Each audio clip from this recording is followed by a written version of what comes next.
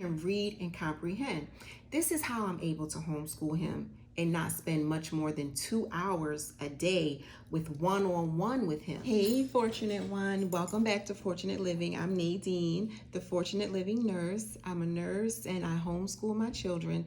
And this channel is to provide encouragement to help homeschool parents realize that they can successfully homeschool their children to success with about 2 hours a day. It doesn't have to be much longer or all day as if they're in a brick and mortar. So what I want to bring to you today is explaining to you my technique of periodization. Periodization is something that is used like in sports.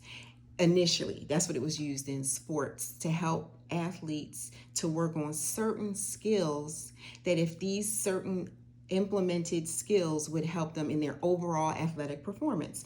We've used it for sports in our family as well. We used it with my 19-year-old when he wanted to start playing basketball in like 4th or 5th grade. He was passionate, he was a hard worker. He had natural athletic ability, but he didn't have the basketball skill.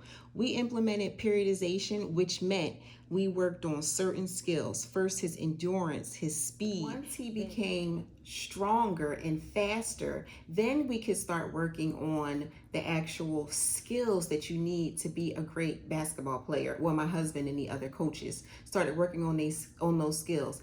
And he improved so much that by the time he graduated from middle school, that middle school team, he went from being the slowest person, the least experienced person on that team, to being invited to participate on a Adidas sponsored basketball team.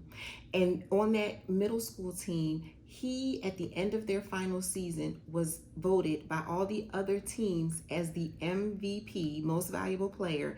And his team that he was on had not won the championship for 8 years. They won it that year. So needless to say, he had all types of offers from other private schools in the area, like, where are you going for high school? We want you to come here and play for us. Tuition free. Coaches were coming to my husband and offering that to my son. So now we have Nathaniel, my Nate the Great, comes along. He's in kindergarten, working hard. I'm working with him. He still can't read. I'm paying for tutoring. He still can't read. And it wasn't like he was not working hard. He is the type of child that was putting forth all of the effort. Sorry about that. My camera just popped down. And he still was not meeting the goals of where he needed to be, in school. So I took the periodization methodology and applied it to my homeschooling with Nathaniel. My goodness, it was awesome, because instead of me trying to do language arts, science, Spanish, this is what they have these kindergarten and first grade kids doing. All these 1 million types of different education, mathematics, everything being thrown at them at one time. It was too much for him to be good at any one thing. He naturally did well in math, but learning to write, learning spelling, learning reading, all of that at one time, the way it was being presented, it wasn't getting through to him. So what I did was I said, let me use periodization and just work on the most important subject. And to me, the most important skill for an early learner is reading and comprehension, because once you can read and comprehend, then you're able to do your science independently. You're able to do your history independently. You're able to do so many things, geography, because you can read and comprehend. This is how I'm able to homeschool him and not spend much more than 2 hours a day with one-on-one with him. He can comprehend and he can understand when the science book is put in front of him and he has to answer the questions, because we spent that time focusing on reading and comprehension. So if you can implement periodization, see wherever your child may be, focus on a few things at a time. It frees up your time as a working parent, where you're not working on everything at one time. And then it allows them to be more independent, because they can understand instructions that are given to them in written format or on a video class that they could be taking. So for us, we needed to focus on that first.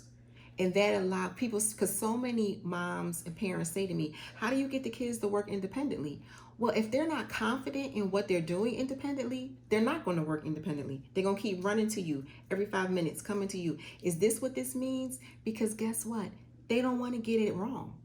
They don't want to get it wrong. They want to feel confident that I'm doing it, I'm not wasting my time, and I'm doing it correct. So of course, there's still going to be some slight errors, but if you master the basics of what they need to succeed, that will allow them to be more independent.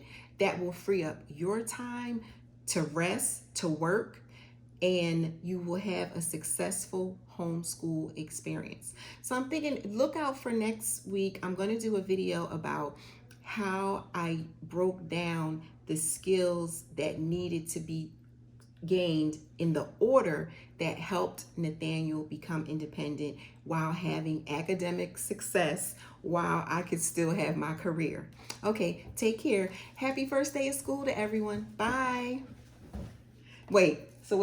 How was your, you're funny. You were on the steps all that time. Sit down. How was your first day of school? It was good.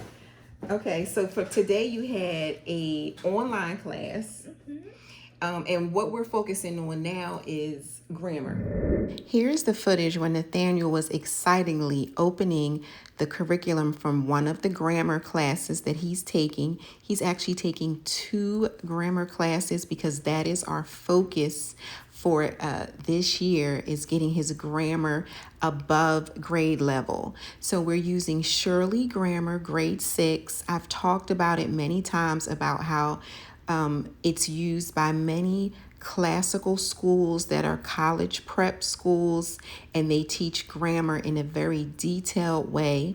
So he was very excited about looking at his new educational materials, and these materials go along with an online class, a live class that he'll take with a English teacher in a group setting twice a week. The class is also going to cover writing. It's utilizing a IEW writing curriculum. That's what Nate is holding right there. That's something that I used with my older son when he was in elementary school. So I'm familiar with it, and I'm glad that it's a part of the class.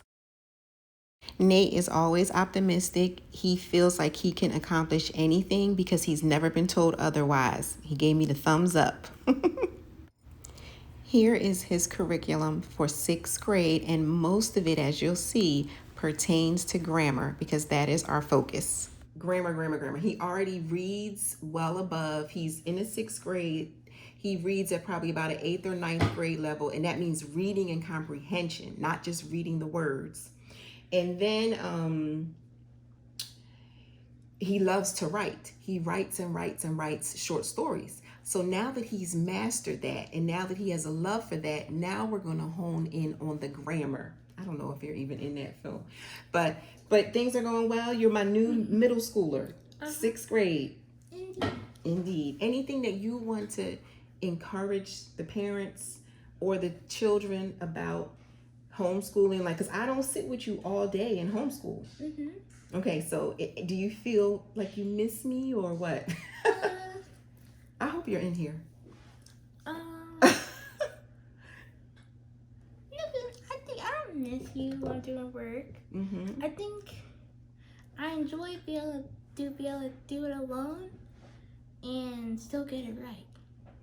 That's what I get from you. But when we first started, you did have to ask a lot more questions.